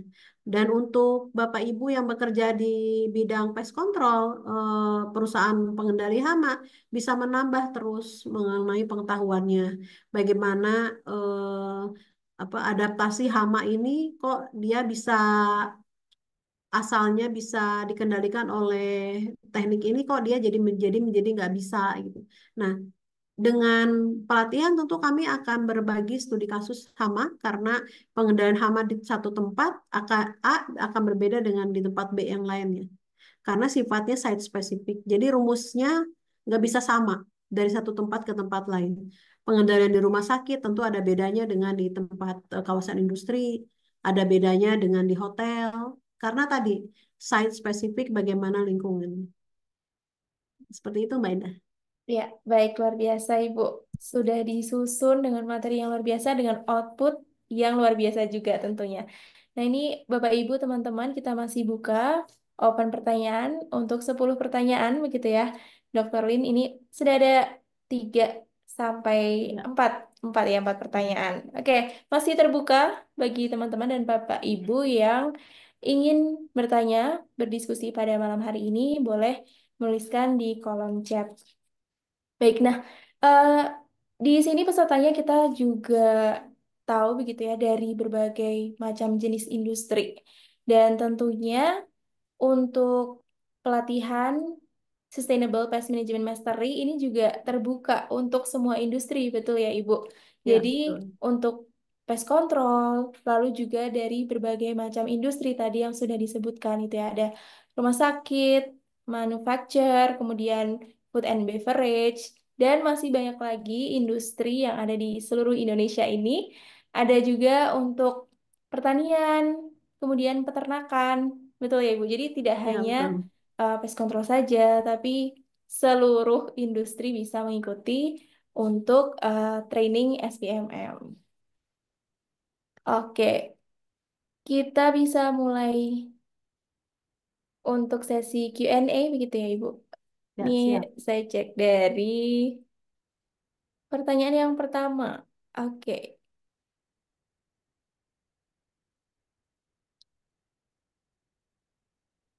Nah, di kolom chat dari Bapak Ardiles Hasyanta Meka gitu. Saya bantu bacakan ya, Ibu. Ya, HSE, ini bagian HSE. Oke, mohon maaf terlewat. Nah, ya. HSE PT Kawasan Industri Terpadu Batang. Batang. Oke. Ya, mau bertanya Ibu, apakah ada tanaman atau bahan alami yang dapat digunakan untuk mengusir ular? Ya, mungkin ini Ya, jadi salah satu organisme yang mengganggu gitu ya, dianggap sebagai hama di PT Kawasan Industri Terpadu Batang. Oke, dipersilakan Ibu ya. Dokter. Ya, jadi kalau kita lihat dari definisi hama adalah organisme yang mengganggu. Jadi mengganggunya itu dari kacamatanya kita manusia ya Bapak Ibu. Nah, kalau ular sebetulnya dia di alam ya dia sebagai untuk penjaga penjaga ekosistem. Bahkan kalau ular itu kalau di pertanian bisa dipakai untuk pengendalian biologis. Dia bisa membantu untuk makan tikus, makanin tikus gitu kan ya. Nah, tapi kalau dia masuk ular itu ke kawasan permukiman yang ada manusia di sana, maka jadilah hama. Nah, tadi pertanyaan dari Pak Ardilas, apakah ada tanaman atau bahan alami untuk mengusir ular? Ya, kalaupun kita kita lihat dulu, kenapa ular itu bisa datang ke tempat tersebut, Bapak? Karena dia tidak serta-merta akan datang kalau tidak ada yang menarik. Nah, sekali lagi ular makanannya apa? Dia pasti makanannya kalau dalam rantai makanan adalah makan tikus. Nah, berarti sebelum kita kita melihat ke ularnya, maka lihat penyebabnya. Nah, berarti kalau ada ular, pertanda tikus di tempat kawasan itu ada. Nah, berarti kita harus lakukan dulu pengendalian di tikus dulu. Di tikus tentu ular ular saat itu pengendaliannya ya dengan proses tertentu yang bisa dihilangkan. Tetapi lihat sumbernya. Jadi kalau pertanda bahwa ular itu ada karena dia mencium adanya keberadaan tikus, maka tikusnya dulu yang harus dikendalikan. Tikusnya dulu, nah nanti tikusnya sudah teratasi, ular itu bisa dia akan pergi sendiri. Jadi kalaupun ada bahan alami itu sifatnya repellent, hanya sebentar sementara. Karena ular bisa bisa saja dia masuk dari akses yang lain. Jadi sekali lagi dalam mengendalikan hama, kita harus pelajari dulu kenapa hama itu bisa datang. Apa dulu penyebabnya gitu. Nah, dari situ kita bisa runut, oh berarti nih ada pertanda ada tikus. Berarti tikusnya dulu selesaiin masalahnya. Nah, mungkin seperti itu ya Mbak Indah. Oke, baik. Nah, tadi sebelum Bapak Ardiles ada pertanyaan juga dari Bapak Priyatama ya. Oke, Ya, sama. jadi mau bertanya, pernah terjadi di gudang bahan baku menemukan kutu saat hendak dibuka. Nah, kutu tersebut apa berasal dari supplier atau berkembang karena pengaruh suhu atau kelembaban ruangan ya, Ibu? Ya, oke. Sepertinya di industri ini ya, Pergudangan. yang ya pergudangan atau ekspor impor bisa saja gitu. Iya, betul. Nah, jadi untuk hama gudang ini, Pak, ini ada dua jenis. Ada jenisnya dia internal feeder. Jadi dia itu hama yang makannya dari dalam si komoditasnya, artinya dalam bijinya. Mungkin nggak kelihatan di awal, seperti mulus. Tapi dia akan menggerogoti dari dalam. Maka saat dibuka, jadi kosong gitu ya. Jadi tidak ada lagi isi dari si biji itu.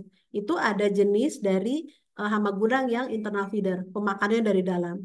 Dan ada juga yang external feeder. Itu external feeder kita bisa kelihatan misalnya kutu beras gitu ya, atau jenis-jenis kumbang yang banyak ragamnya lah. Karena memang hama gurang tuh sebagian besar kumbang sebetulnya yang masuknya ya. Nah, jadi kalau kita melihat, oh kok tiba-tiba ada ya si hamanya. Nah, itu sesungguhnya sudah ada berarti di dalamnya.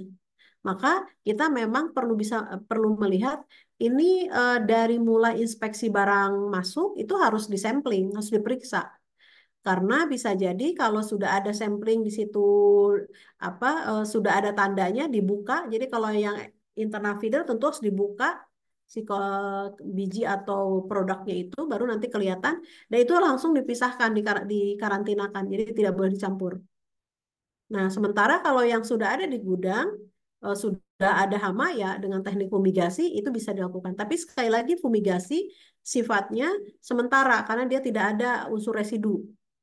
Sehingga kita bisa tidak bisa menjamin hama itu datang lagi setelah kegiatan fumigasi itu selesai dalam beberapa waktu. Demikian Mbak Indah kalau dari sisi hama gudang ya. Karena hama gudang itu cukup kompleks, harus meriksa dari awal barang masuk, lalu yang di dalamnya juga sama harus dicek karena perkembangannya ya tadi hama datang karena makanannya ada. Jadi ini makanan melimpah karena memang gudang tempat persediaan barang-barang ya. Jadi untuk hama gudang itu sekali lagi pembahasannya cukup kompleks dan intinya adalah selalu ada deteksi dini. Apa saja yang harus dilakukan. Jadi dengan sistem first in first out itu harus kita lakukan. Dan itu baru hama gudang yang menyerang komoditas atau produk. Belum lagi hama yang ada di dalam gudang, bisa tikus, bisa rayap, itu tambah lagi gitu. Nah, seperti itu ya Mbak Indah. Jadi hama gudang tuh nggak tiba-tiba langsung simsalabim ada. Itu sesungguhnya dari telurnya sudah muncul. Cuma nggak kelihatan. Dari larva mungkin masih kecil instarnya, belum kelihatan. Tapi pas lama-kelamaan dibuka udah kerompong, udah nggak ada isinya. Yang demikian Mbak Indah. Iya, nah materi hama gudang ini kan banyak sekali gitu ya Ibu tadi. Nah ini Ya, juga salah satu materi yang akan dibahas gitu di training SPMM maupun IPMM gitu ya. Jadi ya untuk betul. Bapak Priyatama ini cocok sekali apabila ingin belajar lebih detail terstruktur juga untuk hama gudang ini di SPMM dan IPMM seperti Iya. itu. Oke, Karena nah kalau ini kalau di Jumat malam ini pasti terbatas ya, pembahasannya ya Mbak Indah. betul betul. Ternyata udah banyak nih pertanyaan. Mungkin kita bisa tutup chat dulu gitu ya karena ternyata sambil ngobrol tadi sudah banyak yang menuliskan pertanyaan. Oke, dari Bapak Ardiles tadi sudah ya, dan sekarang dari Bapak Hans Sugianto. Izin bertanya, Ibu Dr. Lin, bagaimana langkah-langkah saat awal dan setelah pembentukan tim internal pengendali hama di perusahaan agar lebih efektif program ke depannya gitu. Lalu pemilihan anggotanya apakah dari berbagai departemen atau nantinya berdiri departemen khusus dari pekerjaan yang khusus juga. Terima kasih. Nah, itu terkait bagaimana langkah untuk membangun divisi tim internal pengendalian hama. Ini mulai banyak yang ingin tahu begitu Ibu terkait Iya, tim internal pengendalian hama. Oke, silakan Ibu. iya. Jadi untuk aksi bagaimana kita bisa membuat tim pengendali hama internal, pertama kita lakukan secara simpel dulu. Kita bentuk tim kecil yang biasa mengelola di tempat tersebut, misalnya yang biasa mengelola fasilitas, yang biasa handle bagian maintenance dari suatu lingkungan, itu pasti ada timnya. Jadi tidak perlu kita mengkhususkan dibentuk divisi tersendiri. Rasanya kita bisa mengkolaborasikan yang biasa di cleaning service, ini yang tim mana, lalu di bagian maintenance, lingkungan. Di situ saja dulu kita bisa bentuk. Lalu setelah itu kita berikan pengetahuan mengenai hamanya seperti apa, jadi jenisnya dan jenis pengendalian nggak langsung pakai pestisida, bisa lakukan dulu yang sifatnya jadwal sanitasi sama pengendalian fisik. Karena banyak-banyak cara di sana. Lalu dilakukan sistem tadi surveillance, memantau gitu. Nah, sehingga nanti tim ini kalau yang satu sudah di training, nanti dia akan mengajarkan kepada timnya terus, dan tim juga terus belajar mengenai jenis-jenis hama ini. Yang penting adalah ada 5 langkah pengendalian. Pertama adalah tentu yang paling mudah dilakukan adalah mencegah hama itu datang dengan pencegahan. Lalu yang kedua tentu dengan deteksi, mendeteksi dini hama itu datang. Jadi gejala-gejalanya bisa diketahui. Lalu dari situ bisa berembuk metode apa dulu nih, yang fisik, yang sifatnya bisa dilakukan, yang non kimia, yang kita bisa lakukan. Nah, baru kalau ini kok ada serangan hama yang cukup tinggi, nah baru dengan treatment menggunakan pestisida. Nah, bila memerlukan teknologi tinggi, baru kita panggil pest control profesional. Tetapi bila masih sederhana, lakukan secara internal ini sangat mudah juga. Dan terakhir adalah monitoring, pemantauan terus-menerus. Karena berhadapan dengan hama adalah kita melakukan hal yang sesungguhnya berkelanjutan, tidak ada berhentinya. Jadi kalau mengendalikan tikus tuh nggak ada kita satu dua urus dua waktu tuh selesai, nggak ada. Jadi harus terus-terus menerus. Jadi kepada Bapak Ibu yang ada di perusahaan pest control, tidak ada cara di mana langsung bisa menjamin misalnya 3 bulan tikus nggak ada, nggak. Harus terus-menerus. Nah ini kalau bisa dilakukan oleh tim internal pest control dengan teknik yang bisa dipelajari, itu nanti bisa dilakukan secara internal. Karena tikus ini aksesnya gampang sekali, dia bisa masuk dari luar ke dalam, nanti di dalam bisa bertambah lebih banyak. Nah seperti itu Mbak Indah untuk langkah-langkahnya. Oke, baik. Nah, ini ada pertanyaan lanjutan juga dari Bapak Hans Sugianto nih dari Bogor gitu, Ibu. Mm. Nah, untuk terkait internal pest control itu, apakah ada dokumen yang harus disiapkan atau dibutuhkan gitu untuk inspeksi, dan juga apakah ada dokumen juga gitu apabila setelah punya tim internal ini ingin bekerja sama juga dengan tim pest control yang eksternal seperti itu. Ya, jadi yang terpenting itu adalah dari suatu monitoring, yang terpenting adalah recording, pencatatan. Jadi kita tahu bulan apa pernah menggunakan pestisida dari golongan apa. Itu penting karena nanti kalau kita ketemu dengan bahan aktif yang sama dilakukan terus-menerus, maka akan mengakibatkan resistensi. Si hamanya makin kebal, bukan tambah sedikit malah tambah banyak. Dari pencatatan sudah ketahuan, oh ini terlalu sering nih bahan aktif ini. Cara kerjanya ini nih, tapi bagus pertama-pertamanya. Jadi tidak ada pestisida yang mengklaim akan bagus seumur hidup.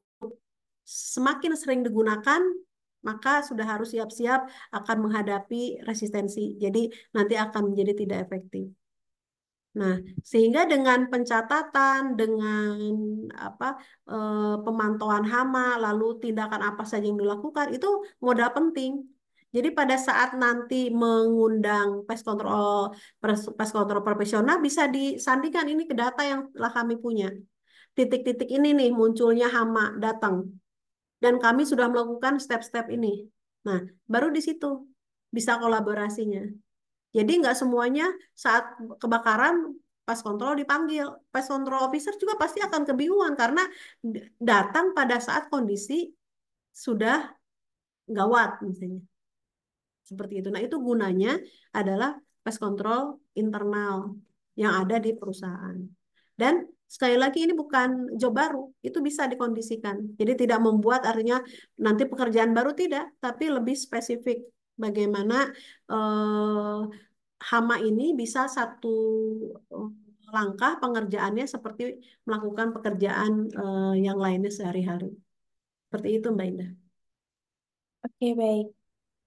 Ini masih nyambung gitu ya dengan tim internal pest control dari Bapak Boris Vincentius.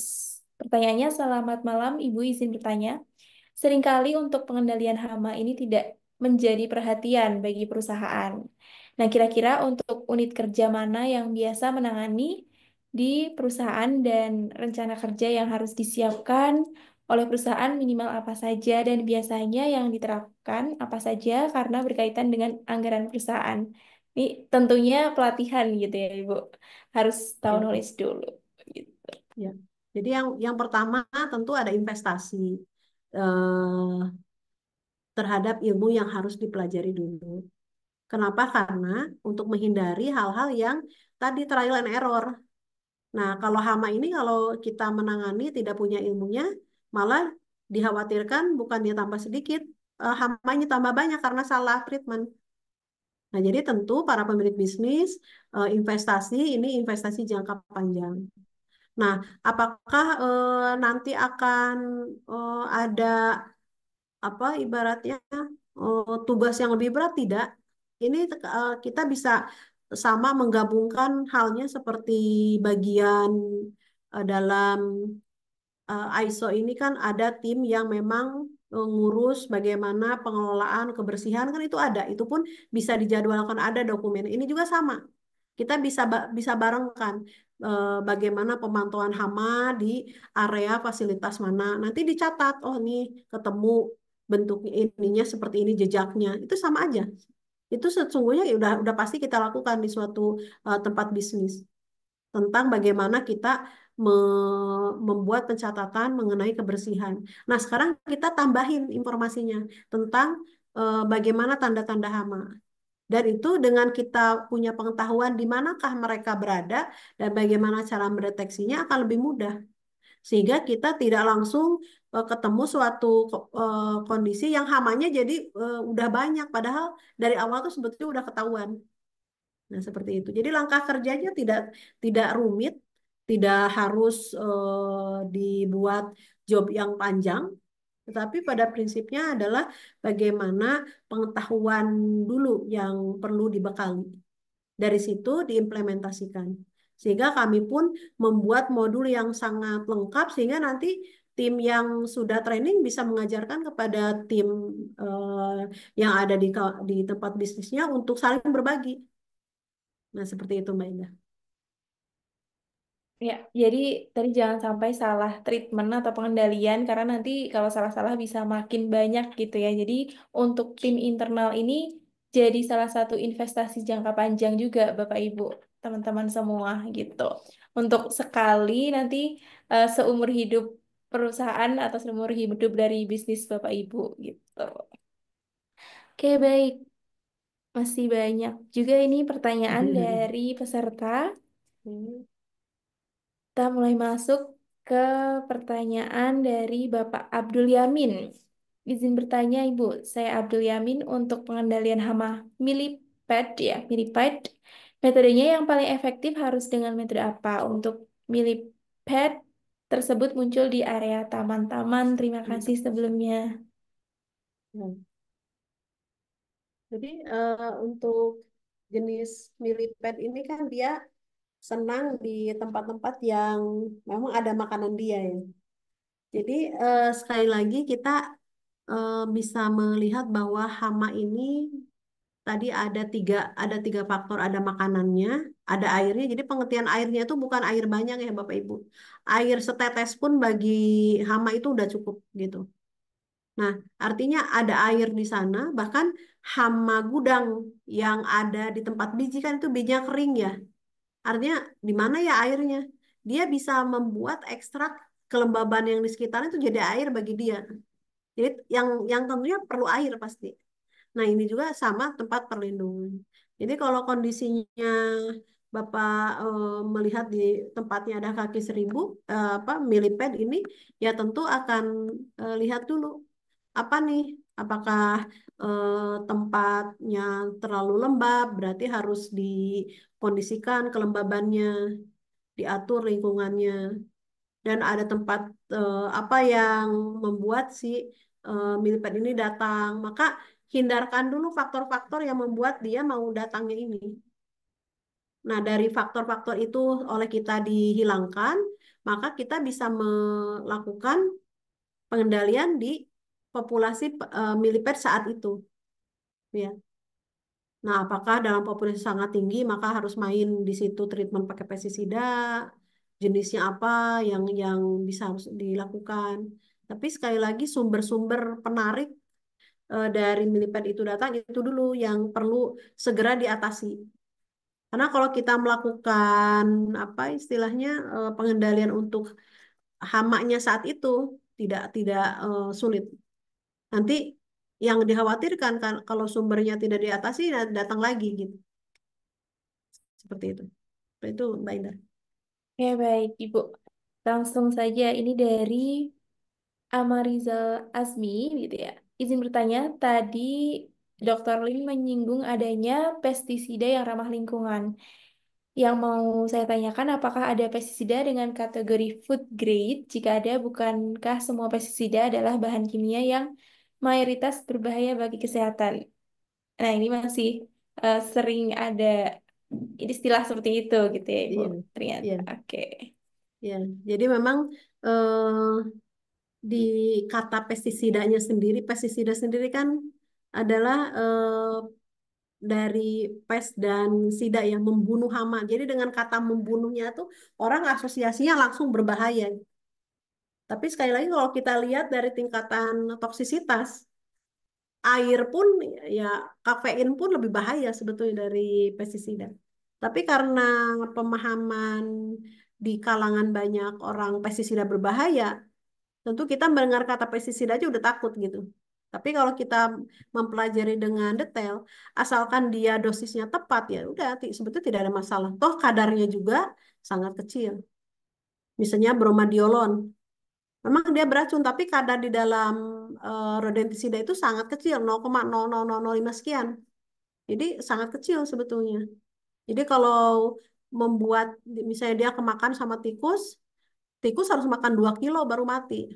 Istilahnya seperti itu ya, yang pestisida. Nah, jadi sebetulnya pestisida ramah lingkungan seperti apa? Memang banyak dikembangkan dari biopestisida. Itu banyak yang efektif. Tapi sekali lagi permasalahannya itu kalau diperlukan dalam jumlah sedikit masih bisa teratasi. Tapi kalau banyak, ya tentu pestisida sintetik menjadi pilihan karena diproduksinya bisa dalam jumlah yang banyak. Yang penting kuncinya adalah bagaimana menggunakan dengan dosis yang tepat.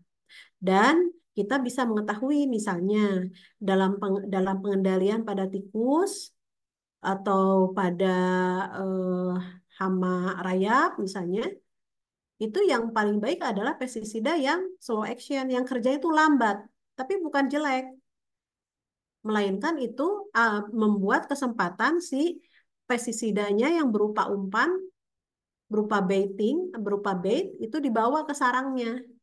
Sehingga nanti yang matinya tuh bukan hama yang saat itu makan saja, tetapi nanti dengan koloninya.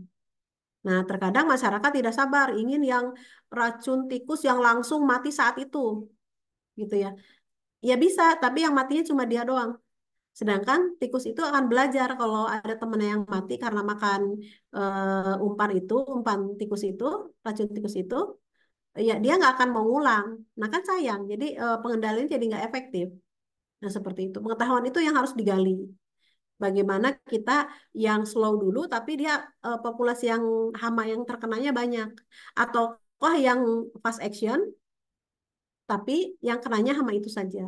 Nah, berbeda dengan serangga terbang, seperti serangga hama terbang, seperti lalat, apa nyamuk, itu harus fast action, yang harus knockdown. Karena dia kan mobilitasnya kemana-mana. Jadi harus dibuat jatuh.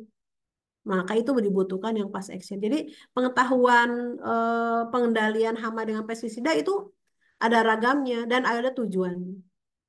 Atau misalnya kita mau, oh itu pestisida apa racun tikus yang langsung kering gitu ya, ya itu nggak ada lah.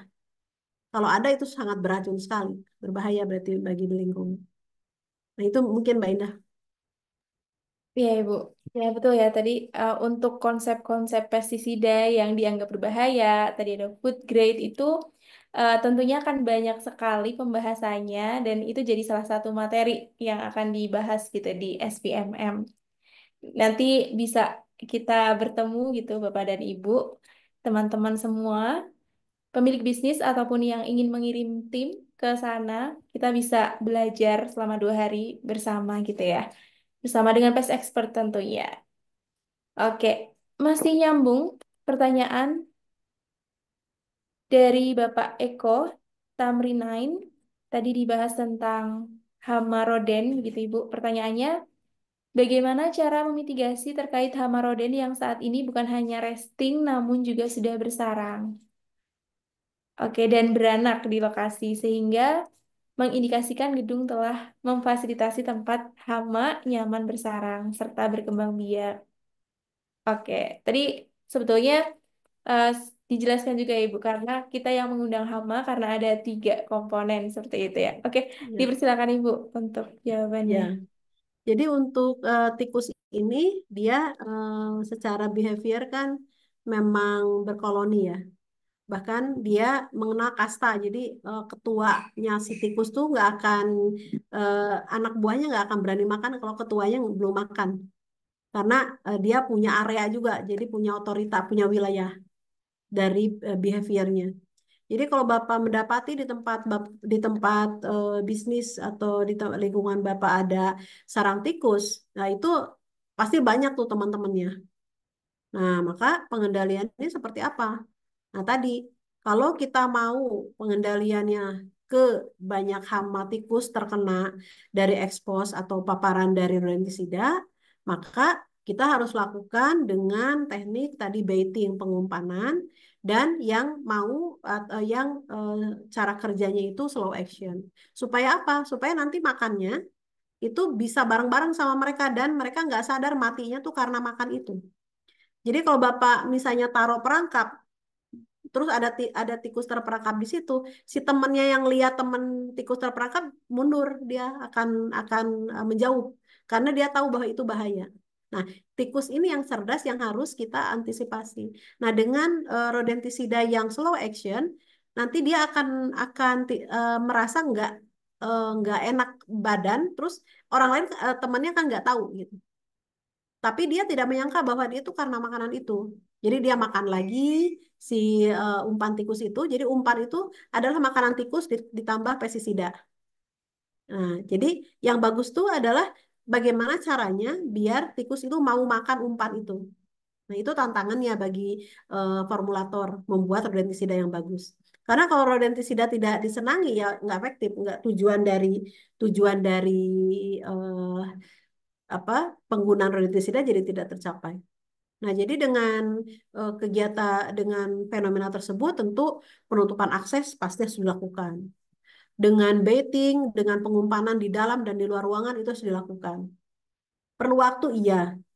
Dan kita perlu juga berkorban. Jangan kita mau nggak ada bau, tapi urusan tikus harus lancar. Nggak ada juga, kita harus pilih salah satu. Ya kita mau apa dulu? Mau tikusnya berkurang, ya berarti kita harus siap. Nanti ada bau bangkai dan lain-lain. Nanti kan tinggal dibersihkan. Tapi sekali lagi lakukan dengan efisien. Karena kalau kita lakukan dengan rodentisida yang mati, pengen mati di tempat, ya itu cuma di tikus itu aja. Yang lainnya ya kabur. Nah, seperti itu ya. Nah, jadi dan sekali lagi pengendalian tikus harus sabar, harus telaten. Karena nggak bisa langsung cepat dan berhenti, harus terus-menerus. Dan apalagi kalau jenis tikus, ada tikus got, tikus atap, sama tikus rumah muskulus. Yang paling susah muskulus, tikus rumah yang kecil-kecil, di mana mereka makannya sedikit-sedikit. Jadi si racun dari umpan tikusnya agak lama gitu ya, membuat si tubuh tikusnya sudah tidak bisa lagi menahan efek dari racun tersebut. Demikian, Mbak Ida. Baik, luar biasa Ibu. Jadi hama tikus salah satunya itu tidak mudah untuk pengendaliannya, harus telaten, harus tahu biologinya seperti apa, kemudian bagaimana metode yang tepat seperti itu ya. Oke, kita masuk ke pertanyaan yang terakhir, Ibu. Ini dari Bapak Nuryadi. Selamat malam, izin bertanya, untuk pengendalian hama kutu, treatment apa yang dilakukan selain fumigasi dan tindakan apa yang harus dilakukan pertama kali jika menemukan hama pada area tersebut? Oke, dipersilakan Ibu. Ya. Nah, kalau kutunya ada di gudang, ya tentu kita akan lihat dulu seberapa besar dari populasi itu. Kalau populasinya cukup banyak, ya berarti fumigasi dulu. Karena daya kerja fumigasi itu dia bisa tembus sampai level dia telur, fase telur. Itu bisa tembus, bisa mati. Tapi kalau misalnya kita lihat, kita mengetahui bahwa itu tidak ada unsur residu, maka kita perlu lakukan lagi. Ternyata masih ada nih, ada hama yang baru yang masuk. Nah, maka kita bisa tahan dengan penyebutan residual. Nah, kalau seperti itu sudah harus pestisida tetap dijalankan dulu kalau populasinya tinggi. Tapi sekali lagi, lakukan di awal dulu sanitasinya, sumber-sumber mana nih yang bisa kemungkinan datang, akses masuk. Itu harus dilakukan dulu. Nah, kalau itu sudah dilakukan, bagaimana mengantisipasi yang ada, baru kita lakukan dengan penggunaan pestisida, itu pun dengan teknik yang tepat. Jadi, nggak semuanya dipakai. Misalnya, kita mau menyimpan atau memakai umpan. Terus udah gitu pakai penyemprotan saat itu juga nggak efektif. Karena kita harus menunggu mau yang mana dulu. Dan yang perlu kita pahami adalah kita perlu eh, bersabar dalam proses pengendalian. Nah, makanya kalau ada tim pengendali internal, itu bisa dilakukan setiap hari, bisa dilakukan bertahap. Nah, tapi kalau diserahkan semuanya ke pest control, profesional pusing juga kalau ketemu kasusnya udah tinggi. Lalu pengen simsalabim urusan beres. Nah, itu rasanya nggak mungkin. Maka dengan tim internal, pest control akan lebih enak, akan lebih terbantu karena ada orang di dalam industri yang terus melakukan pemantauan, deteksi, pengendalian yang sifatnya nggak harus kimia dulu. Seperti itu. Seperti itu, Mbak Indah. Oke, baik. Luar biasa antusiasme dari peserta, Bapak, Ibu, teman-teman semua di Zoominar kali ini. Sudah banyak pertanyaan yang kita jawab dan diskusikan, begitu ya. Nah, karena memang waktunya kita terbatas di sini, jadi kita bisa lanjut gitu ya. Kita masih banyak event dari ahli hama, salah satunya ini ada program Sustainable Pest Management Mastery yang akan diadakan pada tanggal 30 sampai 31 Oktober. Nah, ini dari admin ada dikirimkan ke kolom chat begitu ya bagi Bapak dan Ibu yang ingin berkonsultasi dengan fasilitator ahli hama bisa di link berikut gitu ya yang ada di kolom chat oleh admin gitu. Jadi bisa menanyakan terlebih dahulu gitu ya untuk bisa berkonsultasi terkait permasalahan yang ada di bisnis Bapak dan Ibu, teman-teman semua, di bisnis bebas hama karena tahu ilmunya. Daftarkan diri Anda di SPM Mastery 30 sampai 31 Oktober 2024. Kita masih ada diskon early bird menjadi 2.500.000. Ini investasi jangka panjang tentunya gitu ya. Seumur hidup bisnis kita seperti itu. Oke, baik. Mungkin saya akan share untuk highlight dari SPMM, Bapak dan Ibu semua. Oke, sudah muncul. Sudah kita susun dengan standar yang luar biasa. Kalau tidak ditangani, tikus ini gila-gilaan. Karena seperti makanan, makanan itu bagi kita mungkin remah-remah itu tidak berarti, tapi kalau bagi kecoa itu sudah melimpah bagi mereka. Bahwa kecoa ini bisa mengganggu sekali apabila kita tidak menanganinya dengan baik dari awal. Apakah bisa Pak saya mengembangkan diri untuk menjadi jasa pest control itu Pak? Saya senang banget untuk hari ini sama kemarin karena banyak pengetahuan yang bisa didapatkan. Karena Ya, ini Pak. lintas sektoral ini. Ya. Pemahaman tentang pest control itu sangat jarang masalahnya. Kalau mencari informasi di internet banyak, tapi kan ya apa ya, yang langsung diampu oleh suhunya kan sedikit.